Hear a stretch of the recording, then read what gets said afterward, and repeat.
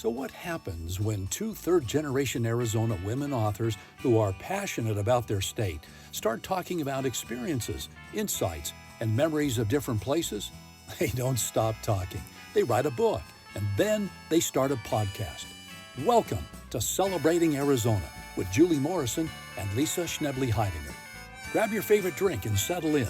We're celebrating Arizona, going everywhere from A to Z. And we're off.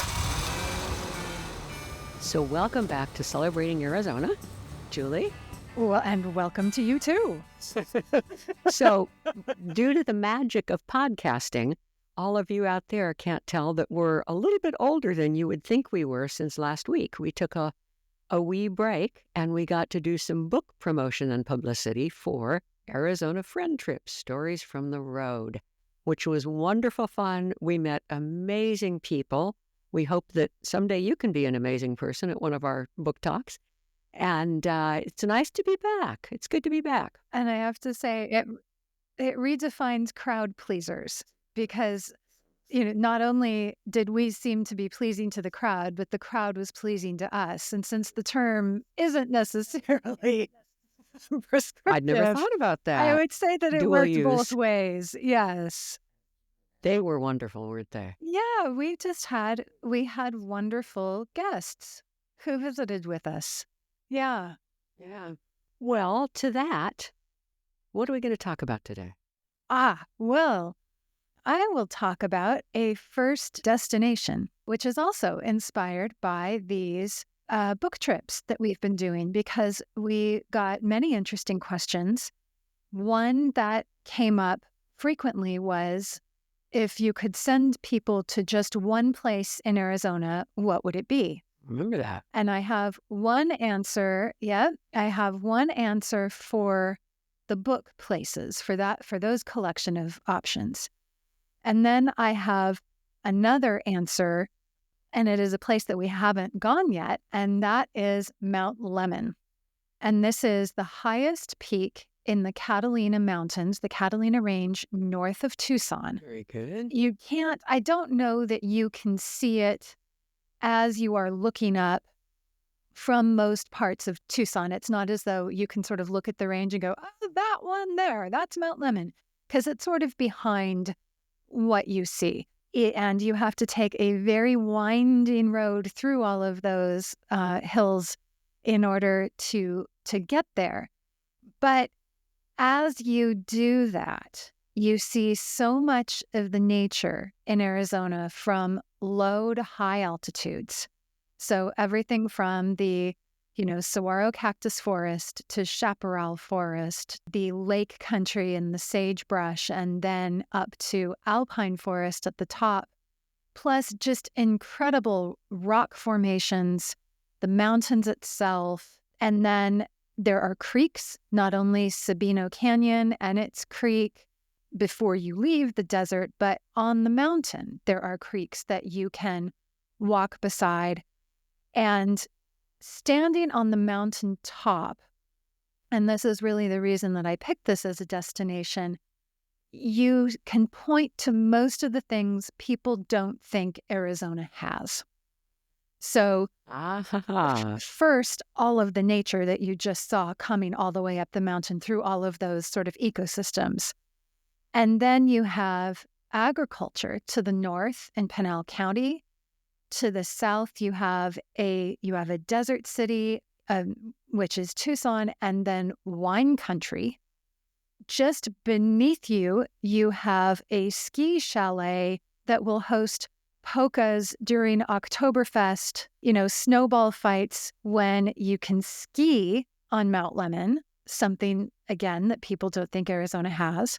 And then you have more mountain ranges, both to your east and west, the Rincon Mountains and the Tucson Mountain Range, respectively. And Mount Lemmon offers so many unique experiences to Tucson as a desert area. And one of them is that it has, not only does it get snow, and so there is skiing available part of the year, but it has telescopes that the University of Arizona staffs and maintains and uses for its space programs, space system programs, and I have a friend who is an astrophysicist, and his job is to look for things that could interfere with satellites. And when Really? yeah. And so Did not know that. his career is just fascinating. And I could spend quite a lot of time just, talking about what fun it's been to talk to him. But he invited me and my dogs to come up to Mount Lemmon one day, and I got to go see the telescope. The dogs did not. But we then all, after seeing the telescope, which was massive, I mean, I want to say in memory, it was the size of a VW Bug, but longer. I mean, just this massive piece of equipment pointed at the sky. But anyway, we took a walk after that, and it was still snowy at the top of the mountain. Oh, And we each took a dog going hiking. And at one point, the dogs turned us both into sleds on a downhill part of the trail, pulling us both jumped along, on you with their little skidding paws along. and No, but they were like pulling us along, skidding on the trail, on the snowy, icy okay. trail. Yeah, so I have hiked on Mount Lemmon. I have done the Polka. I have been at the very top, looked around. I have skidded as though I were a sled, looked at space viewing equipment. Like this is a place where you can do many unique things. That's a pretty varied little menu. Yes, indeed. And just the views are incredible. And here's something else I love. Mount Lemmon is known as one of the Sky Islands. There are peaks in southern Arizona that are so high with such unique ecosystems to the area that they are known as Sky Islands. And Mount Lemmon is one of those. Which is as poetic as Sky Harbor, isn't it? Oh, yes. It's marvelous. Yeah. Yes. Yeah. Mount Graham, Kitt Peak, Mm-hmm. Mount Lemmon. Mm-hmm. I don't think Wrightson is a Sky Island, is it? Or do you know? I would have to do, it would be fun to learn more about which ones get the names and which ones don't. But Yeah, I what's know the that Mount cutoff? Lemmon is part. Yeah, right. Yeah. Whoop, 4 feet short. No, What? How come I can't be part of the archipelago? Yeah, right. Or archipelago. yeah. Yes. Archipelago. Yeah, Yes. because you can't. Reminds me of that cartoon that Lindsay sent in a book that I love of the mother creature and the baby creature of indeterminate specieshood.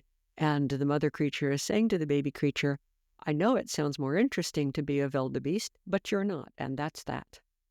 And I think, I know it sounds more interesting to be part of the archipelago, but you're not. Yes. And Or a that's Sky that. Island, but you're not. Yes. Yeah. Laura Skyland. Yeah. And while we're here happening to be women, that Mount Lemmon is one of the few geologic features named after a woman, Sarah Oh, Lemmon. wonderful. Now, this I didn't know. Yeah, Sarah Lemmon. yeah. And do you know more about Sarah Lemmon than her name? She was a geologist, botanist, I think, primarily by trade, and I believe went with her husband and did a lot of botanizing, whatever they do when they're out in the field. Plant ID and but so was forth. Yeah. intrepid enough to make enough of a name for herself there that she got it named after her. Oh, how marvelous. I will have to learn more Yeah. about her as well. What fun. There is also the community of Summerhaven.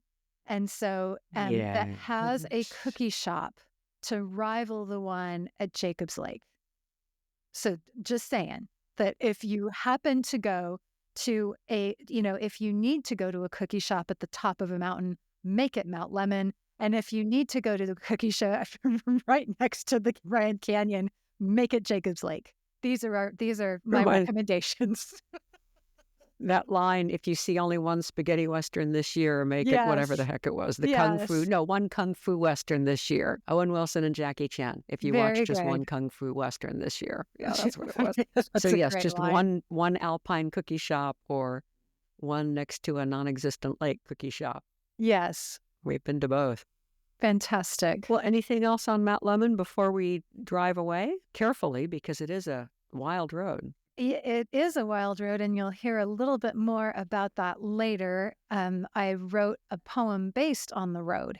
Okay. So, but let us assume that we don't have to deal with the road for any great time, and we can move immediately to where you would like to take us. Okay, let's do that. Actually, let's break Or take a break and first. then we will hit the road. Okay, Yes. very good. We have a second new sponsor, the Coogan and Martin Law Firm in Tubac. One more reason to love Tubac. Such a charming little city, and it has a law firm that truly meets every need an attorney can provide.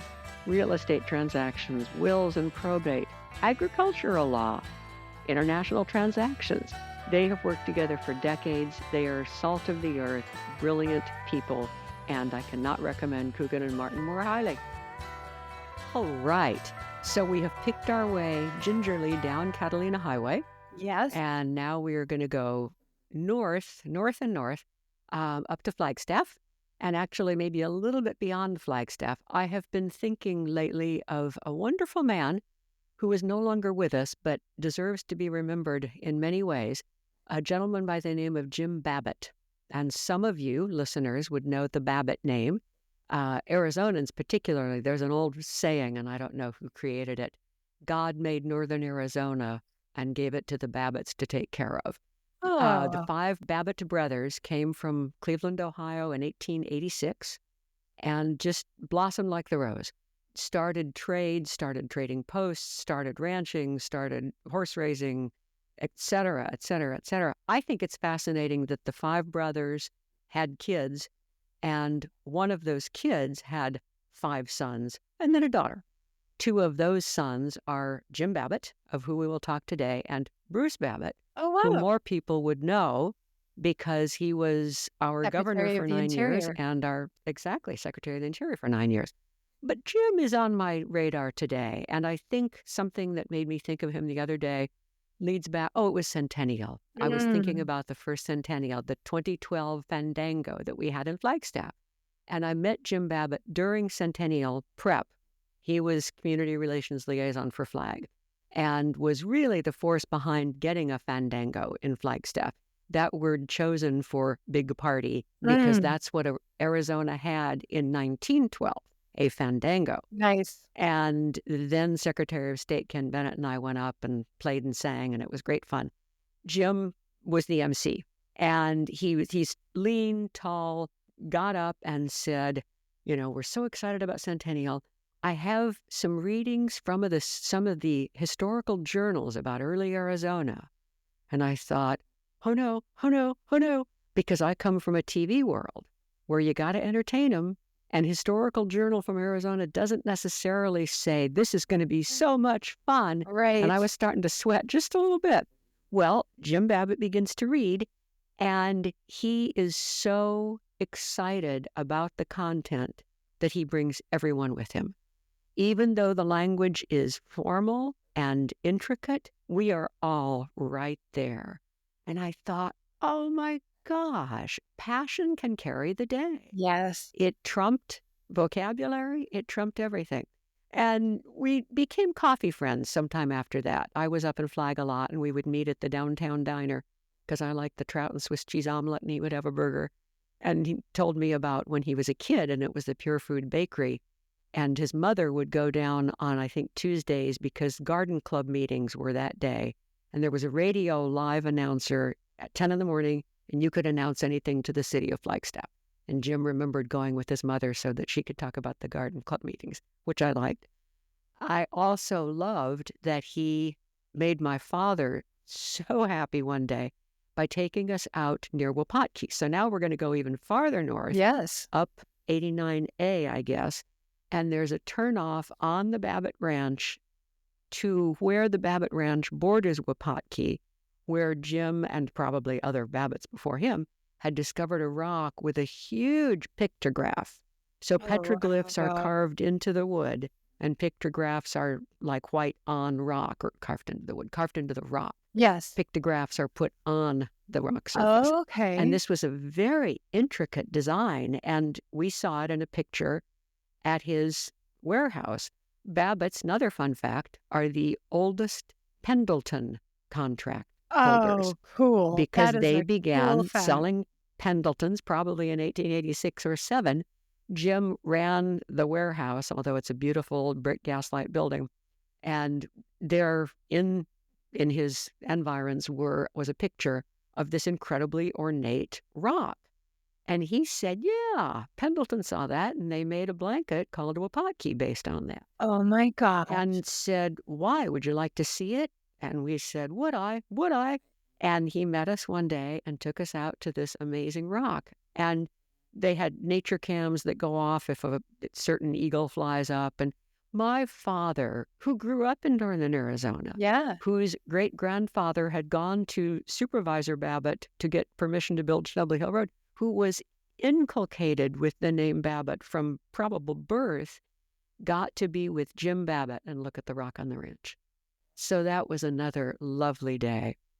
And the third Jim Babbitt story, kind of my favorite, is that we were talking one day about when he was a kid in Flagstaff and how they would just roam all summer, like you'd picture Opie doing, just completely unfettered.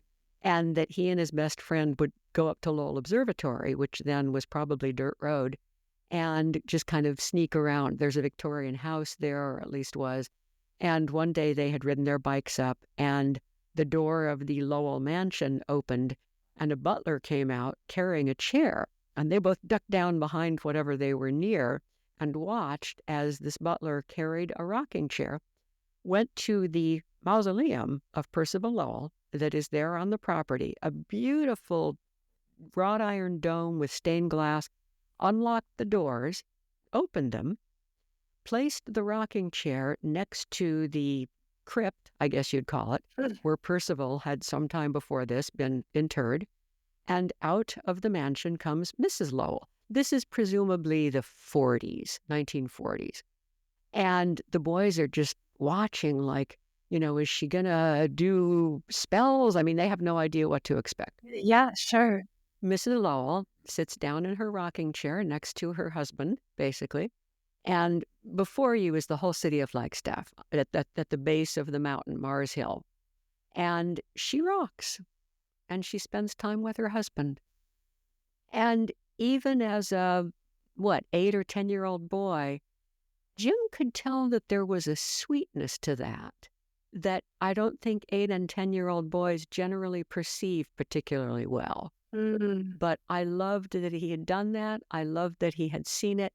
And I want to believe that in the way that you can still be 10 and 23, if indeed everything is occurring on some time plane somewhere. I love those two little boys watching Mrs. Lowell with a bit of breeze, rocking and being with her husband.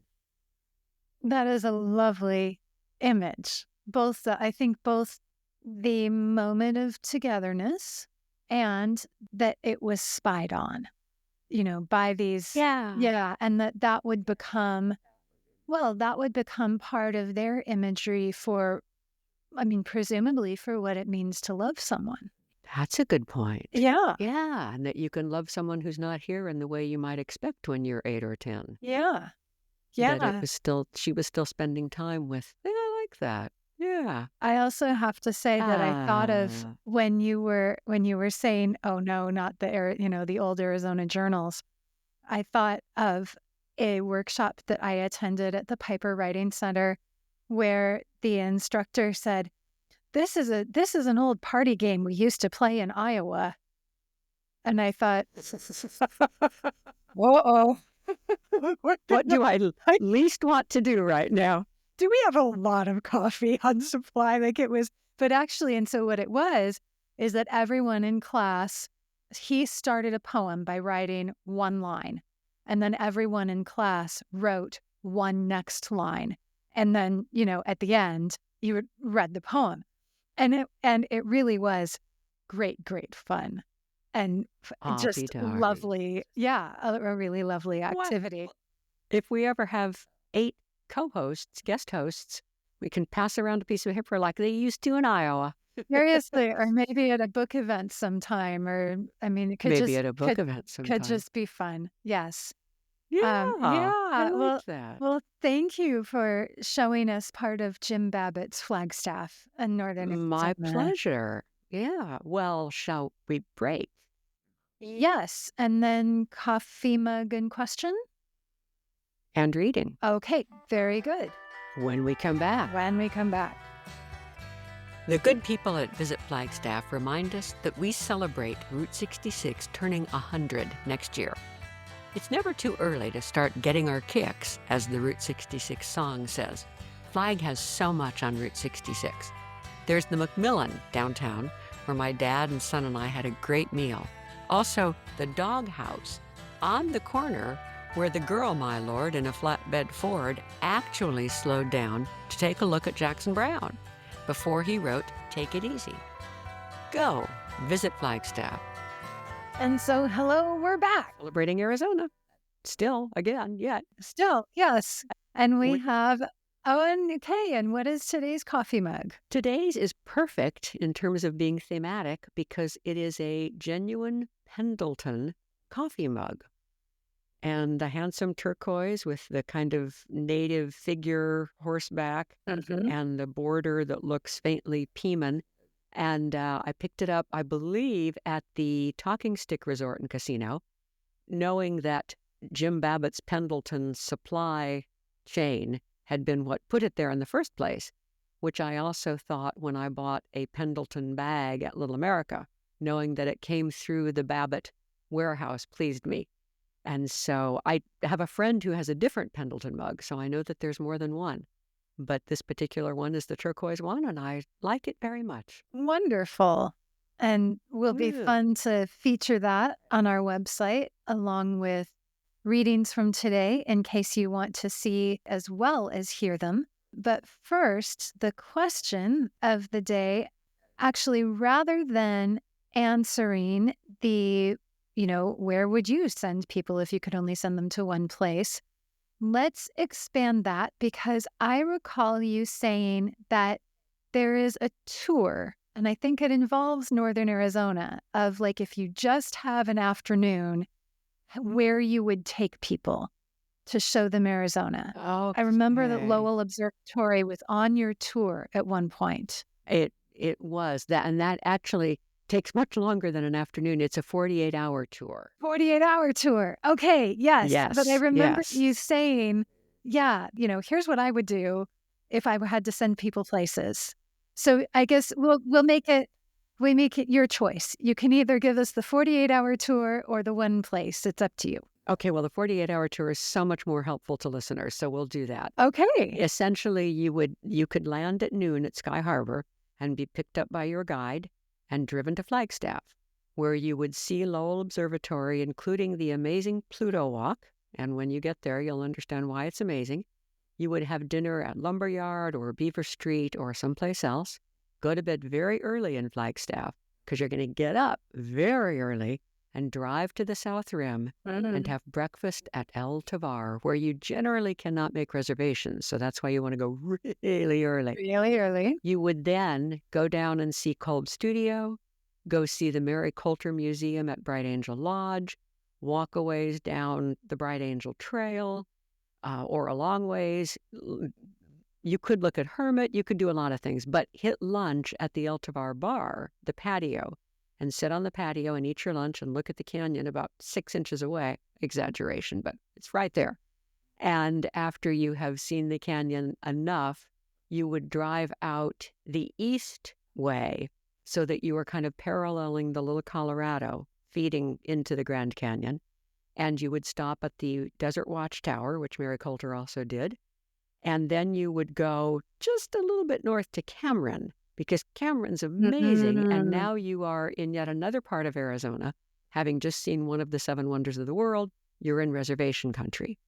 And it is a stark, majestic, dramatic, beautiful landscape.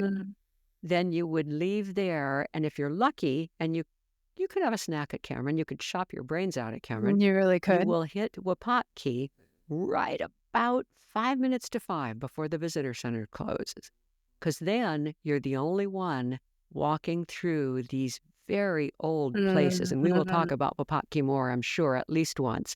but Wapatki. You go back to Flag. You can go to bed as late as you want because the next day is very light. The next day, you will get up, drive down the switchbacks, the beautiful switchbacks, into Sedona, have breakfast at one of 4 or 5 places, and get back to the airport by noon. Lovely. Yeah. So you've seen a lot, as you said, of unexpected Arizona. Things people don't Yes. necessarily think they're going to see, huh? Yes, for sure. This is not Argyle socks and golf pants, for sure. This is Although a I suppose if somebody wasn't expecting the canyon, that's a problem. yeah. Wait, what? The Grand Canyon? But anyway, yeah. Yeah. And that's interesting because I think if I put together 48 hours, I would send people south, partly because you can get the Ponderosa experience on Mount Lemmon. Oh, well, I was just going to say that reminds me of if somebody says, what's your favorite place in Arizona? It would be like saying, what's your favorite food? Because I could never say salmon roe is way better than lemon curd, nor is lemon curd way better than salmon roe. I must have both. Right. So I think that there is tremendous merit to a 48-hour tour in both directions from for Sky sure. Harbor. Tremendous merit. Yeah, I agree. That's great fun to think about, though. Is like, how would you, which highlights, which rings do you put on this crown? Yeah. Or jewels do you put on this that's crown? nice. Yeah. Well, we'll have to come back to that, and you'll give us your 48-hour Southern Can tour. do. Yeah, I will think about at that. your convenience. Yes. That would really be fun. Nice. Yes, but for now, we have readings. We do. And so, are you reading for us first? I will read an excerpt from a book called Only at NAU, which NAU owns the copyright for, published in 2015. And it is about Jim Babbitt, and it has a wonderful picture with it. I'll see if I can find that. Jim Babbitt is what he calls an avocational historian. He looks like the scion of a pioneer Arizona family, lean with silver hair and cowboy boots. His history degree from Stanford also shows he is perhaps most relaxed when talking about his research into the early trading posts and other family and Arizona history. Really, for a Babbitt, the two can't be separated. Like any longtime resident, seeing the changes in Flagstaff can elicit a wistful sigh. Quoting, "When we were little, there was nothing on Cherry Hill. My mother would pack us a lunch. We would go up there to a little pond, which was out in the middle of nowhere, and in the winter, we'd take a lunch up to Snowball and spend every weekend skiing. The town ended below where the Flagstaff Medical Center is now. There was nothing until you got to the Museum of Northern Arizona. Sometimes we would get in the car in the evening and go out there to watch the antelope, which would come into the dairy farm out there for grasses and water. You can see how different it is today." Babbitt was raised in the White House across from an inn at 410 North LaRue. He surprised anyone else recalls the fir tree that dominated the lawn for decades. Quote, "They brought it from the North Rim and just stuck it in the ground, and finally it got so big it was threatening the power lines." Growing up in what was a small town, Babbitt said he never felt singled out or special because of his family's illustrious roots or position. Everyone was known as well as everyone else. In retirement, Babbitt will continue to get his daily minimum requirement of nature, which usually involves hiking. He will spend time with his grandchildren. He will remain in Flagstaff, humble, productive, and contributing to the future. Oh, lovely. Jim Babbitt. Great guy. Great guy. Yes. And I think that's a lovely contributing to the future. Seems more expansive than building it somehow. I like that it's... Oh, because you're not making it about you, maybe. You're just maybe willing to do what you so. can. Yes, and I think it feels more like the assist than the point itself. And that has a lovely sense of community to it. Boy, that was him. Yeah. Nice. Good catch. I wouldn't have thought of that, but you're right.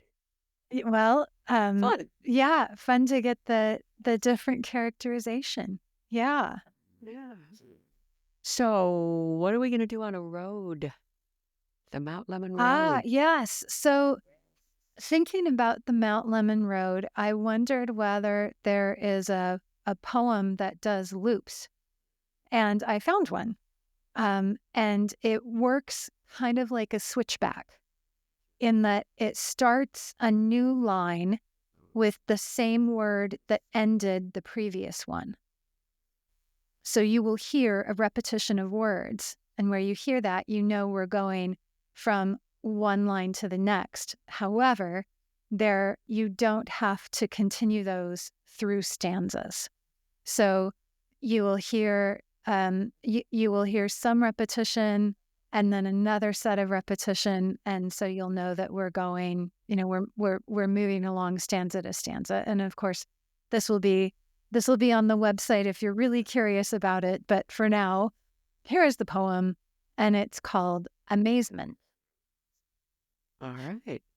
I met an octopus once in that fairy tale sense exchanged between us, both tiny and immense, joining tip to point through glass a clear and hard divide to find how many times can hold all this inside. Our stretching limbs a mirror dance a play of move and wait, wonder, tear, wipe, laugh, repeat this mystery and marvel mate.